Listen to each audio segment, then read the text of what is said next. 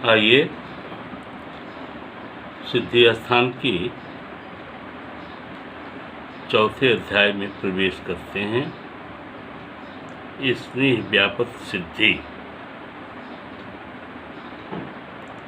इसमें आचार्य ने अनुवासन बस्ती की चर्चा की है। अब तो आप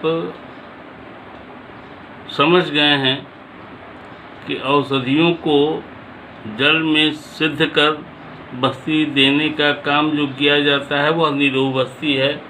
औषधियों को तैल में सिद्ध करके जब बस्ती दी जाती है तो उस बस्ती का नाम अनुवासन बस्ती है। निरोह बस्ती की चर्चा इसके पूर्व तीसरे अध्याय में आपने सुनी। यहाँ अनुवासन बस्ती की चर्चा है। आइए देखते हैं। आचार्य कह रहे हैं, स्नेह बस्ती च विबोधेमान बात पीत कफापहान मिथ्या प्रणहितानां च व्यापदः सचिकित्सिता। अर्थात अब स्नेह व्यापक सिद्धि नामक अध्याय की व्याख्या की जाएगी। यहाँ इस श्लोक में, तीसरे श्लोक में वात पित्त कफ जन्य विकारों को दूर करने वाली अनुवासन बस्तियों को कहा जाएगा। साथ ही अनुचित रूप से प्रयुक्त अनुवासन बस्तियों से होने वाले व्यापक अर्थात उपद्रव, उनकी भी चिकित्सा कही जाएगी।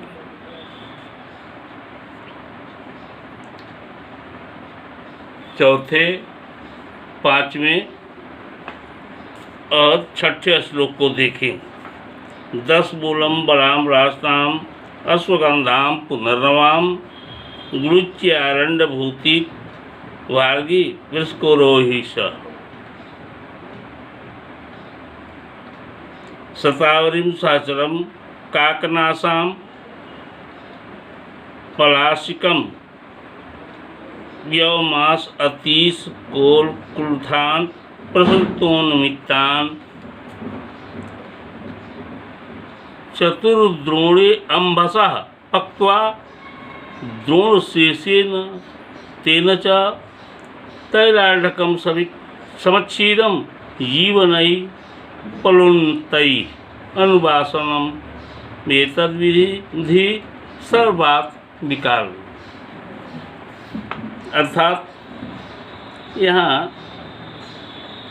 10 मूलादि अनुवासन बस्ती की कल्पना की गई है, जिसमें 10 मूल के प्रत्येक द्रव्य एक एक पल, बरियार का मूल, रासना, सुगंध, पुनर्नवा, गुरुच,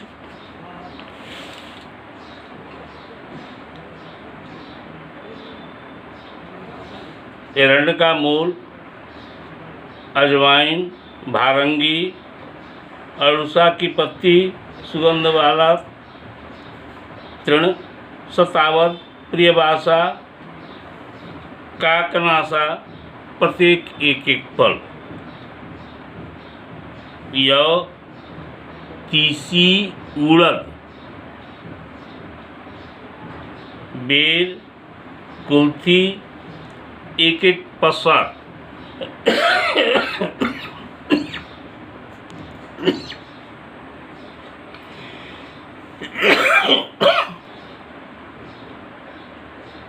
इन सभी द्रव्यों को यौकुट कर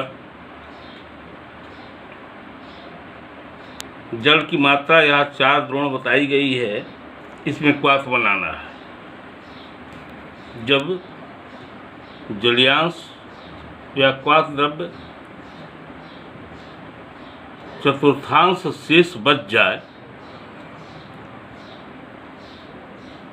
उसको एक आढ़त तेल के तेल में मिलाकर तैल सिद्ध करना है। पकाए हुए तेल में जीवनीय वर्ग की 20 औषधों का कल्प छोड़ दें और तेल के सिद्ध होने पर छान लें। फिर इसको दोबारा पकाना है और छान लेना इन औषधों को डालने के बाद। इस तेल से दी गई अनुवासन बस्ती सभी प्रकार के वात विकारों को दूर करने के लिए होती हैं।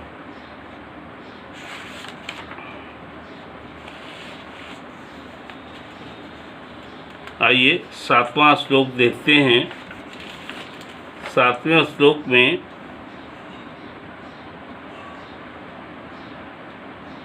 रसमूलादि अनुवासन वसा का प्रयोग है। अनूपा नाम वसा तद जीवनीयोपसाधिता, ये लिखा आचार्य ने। कहा कि दशमूल आदि द्रव्यों का क्वाथ और जीवनीय गण की औषधियों के कल्प से सिद्ध और आनुप प्रदेश के जीवों के वसा मतलब चर्बी के साथ सिद्ध कर अनुवासन बस्ती जब दिया जाता है तो ये सभी प्रकार के वात रोगों को नष्ट करता है। श्लोक 8वां देखिए। ये सतहवादी अनुवासन तेल बनाने की विधि यहाँ बताई गई है। सतहवा बिल्वामलई सिद्धम तैलम समीरणे सेंधवेन अग्नितप्तेन तप्तम च अनिलनुद्धृतम। इस श्लोक में 2 जोग दिए गए हैं। पहला जोग जो है सतहवादी अर्थात सौंफ, जौ, बेल की गुद्दी के कल्प तथा कांजी से विधि पूर्वक बनाए हुए तेल का बस्ती जब दिया जाता है तो ये सभी प्रकार के वात विकारों को नष्ट करता है। आधे श्लोक में संधवादी अनुवासन घृत बनाने की बात कही गई है। इसमें सेंधा नमक के एक ढेले को लिया जाता है और बार बार अग्नि पर लाल होने तक तपाया जाता है और लाल हो जाए जब सेंधा नमक तो उसको घृत में बुझाते हैं। ऐसा करने से संधवादी अनुवासन घृत तैयार हो जाता है। इस घृत के से बस्ती देने पर वातजन्य जितने विकार जो हैं वो सम्मिलित होते हैं।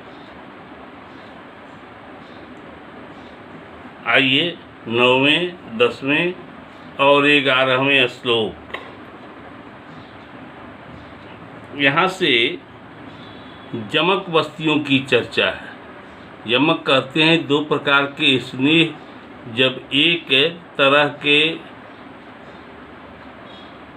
कंपोजिशन में मिलाए जाते हैं या उस तरह से उन स्नेहों में बस्तियां बनाई जाती हैं उसका नाम यमक हो जाता है। जीवंतीम मदनम मेदाम श्रावणीम मधुकम बलाम सतावर्षकौ कृष्णाम काकनासाम सतावरी स्वगुप्ताम क्षीरकाकोलिम कर्कटाख्याम सटिम वचाम पिष्टा तैलम घृतम क्षीरे साधयेत चतुर्गुणैः बृंगणम वात्पीतग्नम बाल शुक्ल अग्निवर्धनम मूत्ररेतो दोषान हरेत अनुवासनम। कह रहे हैं जीवंत्यादि अनुवासन यमक का अर्थ हमने अभी आपको बता दिया। मेदा, गोखरू, गोरखमुंडी, मुलेठी, बरियार का मूल, सौंफ, रिश्वत, पीपर, काकनासा,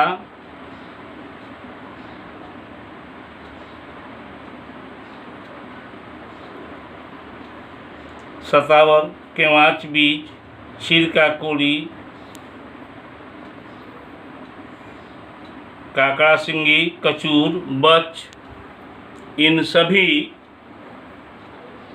द्रव्यों का समान भाग लेकर कल्क बनाएं। इस कल्क में चौगुना तेल और घृत, मैंने कहा कि दो स्नेह जब मिलाए जाते हैं तो यमक बस्ती तैयार होती है। तो यहाँ तेल और घृत दोनों मिलाए गए। यमक का अर्थ होता है दो प्रकार के स्नेह को मिलाना। उससे चौगुना दूध, विधि पूर्वक इसको सिद्ध करने के बाद, अर्थात दूध जल जाए तो करीब करीब सिद्ध हो जाता है यह स्नेह। इस स्नेह के से ब्रह्मण कर्म होता है। यह वात पित्त नाशक बस्ती है। इससे बल, शुक्र और अग्नि वर्धन होता है। इसके सेवन से मूत्र, शुक्र और आर्तव स्थित दोष नष्ट होते हैं। यहाँ शुक्र जन्य दोष नष्ट होते हैं और आर्तव जन्य दोष भी नष्ट होते हैं। तो यहाँ पर सबसे पहले मैं इसके बाद आपको अनुवासन बस्ती से होने वाले लाभ की चर्चा कर दूं। वहाँ आचार्य कह रहे हैं कि स्त्री दोष के कारण या पुरुष दोष के कारण संतानोत्पत्ति नहीं हो रही है, तो ऐसी अवस्था में अनुवासन बस्ती लिया जाता है तो संतति उत्पन्न हो जाती है। तो हमें लगता है कि यह जो जीवंत्यादि अनुवासन यमक की चर्चा आचार्य ने की, ऐसे केसेज में इसको दिया जा सकता है। इसके पहले जो बताऊं तो मैं पहले आपको अनुवासन बस्ती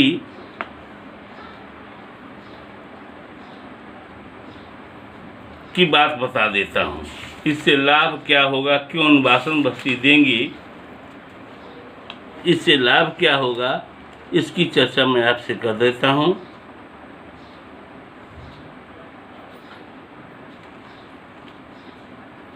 देखिए,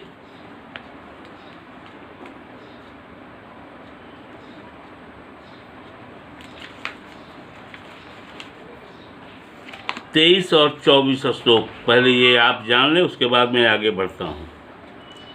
व्याधि व्यायाम कर्म अध्वक्षीण बल निरौजसाम क्षीण शुक्र चातीव स्नेह बस्तिर बलक प्रदा पादजंघो उरुपृष्ठां सकटीनां स्थिरतां परां जनेर प्रजानां च प्रजां स्त्रीणां तथा नृणाम्। अर्थात जो व्यक्ति रोग, व्यायाम और अधिक रास्ता चलने से क्षीण, दुर्बल और ओजीहीन हो गए हैं तथा जिसका बल अधिक क्षीण हो गया है, उन्हें स्नेह बस्ती का प्रयोग बल को बढ़ाने वाला होता है। ऐसी स्थिति में स्नेह बस्ती का प्रयोग करना चाहिए, अर्थात अनुवासन बस्ती का प्रयोग करना चाहिए। इससे जंघा, उरु, पीठ, अंश प्रदेश और कटी प्रदेश को अनुवासन बस्ती बलवान बनाता है। जिस प्रदेश में कहीं भी आप के सामने रोगी आता है, पेन की चर्चा करता है, नहीं चला जाता है, नहीं बैठा जाता है, ऐसी अवस्थाओं में बिना विचार के अनुवासन बस्ती देना चाहिए। साथ ही जिसकी चर्चा मैं वहाँ कर रहा था, इसको सुन लीजिए कि जिस स्त्री या पुरुष के दोषों के कारण, ध्यान से सुनिएगा इस बात को, जिस स्त्री तथा पुरुष के दोषों के कारण संतान नहीं होती है, उन्हें अनुवासन बस्ती देने से संतान की प्राप्ति हो जाती है। यह बात आपको बताना था, इसलिए मैं चला आया था। चलिए अब पूर्व में 23-24 के पहले जहाँ मैं बोल रहा था,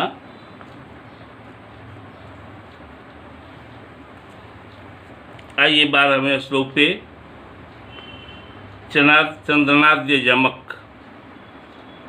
इसलिए हमको लगता है कि 23वां और 24वां श्लोक जो है आपको याद कर लेना चाहिए और इसको बराबर मस्तिष्क में रखना चाहिए। आइए 12वें श्लोक की चर्चा कर रहे हैं। यहाँ भी एक औषधि बस्ती बताई गई है जिसका नाम है चंद्रनाद्य यमक।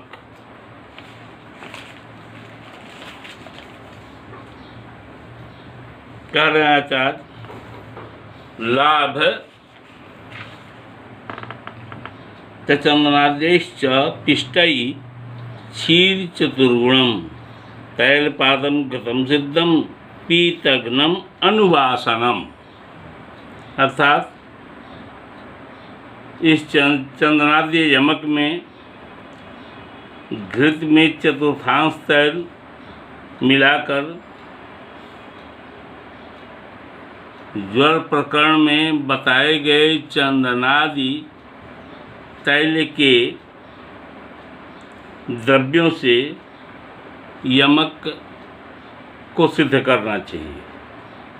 इसमें चतुर्गुण दूध मिलाकर यह बस्ती सिद्ध होती है। यह सभी पीतजन्य विकारों के लिए सर्वोत्तम बस्ती है। आइए 13, 14, 15 और 16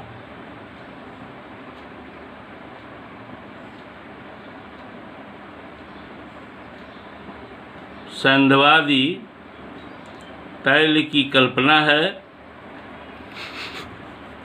यह औसत बाजार में भी बिकता है। सैंधवम मधुरम कुष्ठम सताह्याम निचलम बचाम ह्रीवीरम मधुकम भार्गी देवदारु सकटफलम।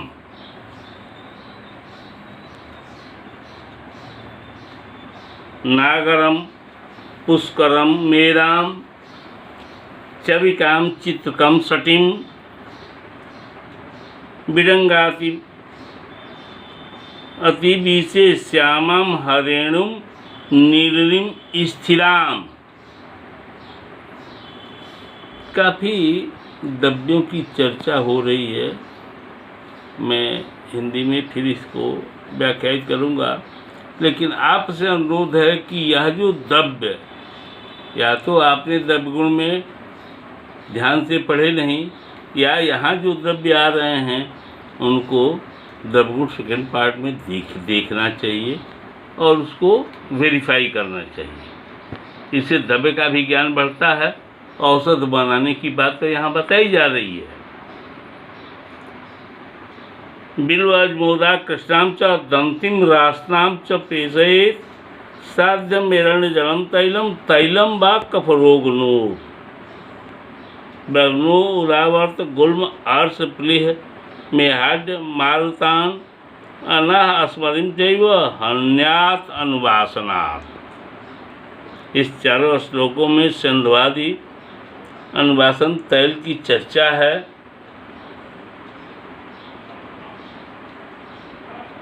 यह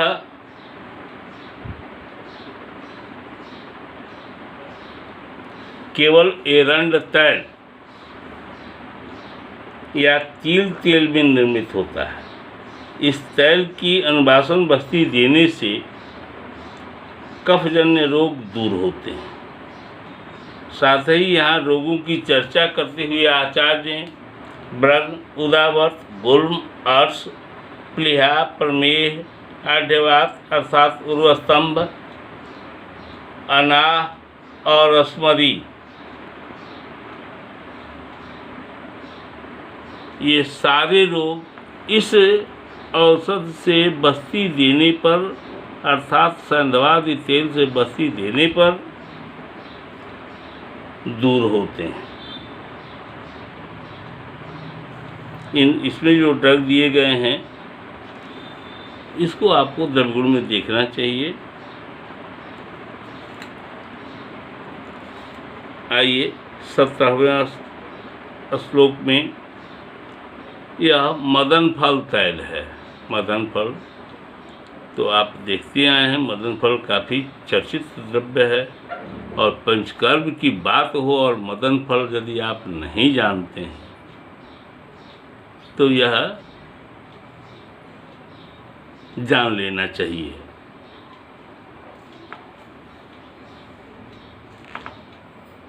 मदनैर्वा अम्ल संयुक्तैर बिल्वाद्ये न गणेन वा तैलम कप हरैर्वापि कप अग्नम कल्पयेत विशक। इस वामक द्रव्य की चर्चा पवन में विशेषता हुई है। यहाँ भी कफ के हरने वाले योगों में इसे उत्तम माना गया है, इसलिए आचार्य इसको मदन फल से तैल बना करके ही इसकी बस्ती देने की चर्चा कर रहे हैं। मदन फल का कल्प से चौगुना तिल तेल और चौगुनी कांजी लेकर विधि पूर्वक तेल का पाक करें, या बिल्वादि पंचमूल के कल्क से और बिल्वादि पंचमूल के क्वाथ से तैल सिद्ध करें। तीसरा, कफनाशक बिल्वादि गण के कल्क और पिपल्यादि गण के क्वाथ से सिद्ध तैल से अनुवासन बस्ती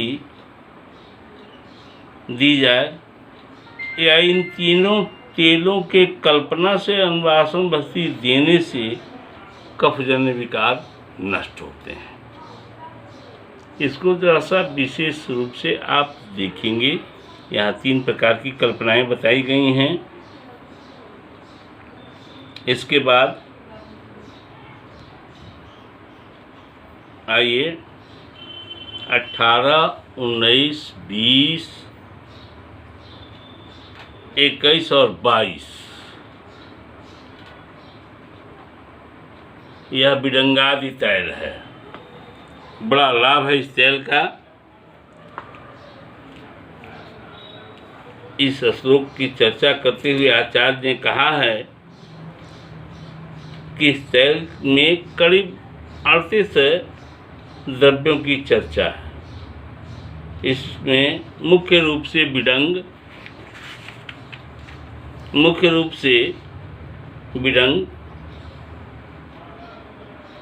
और एरंड मूल से सिद्ध या तैल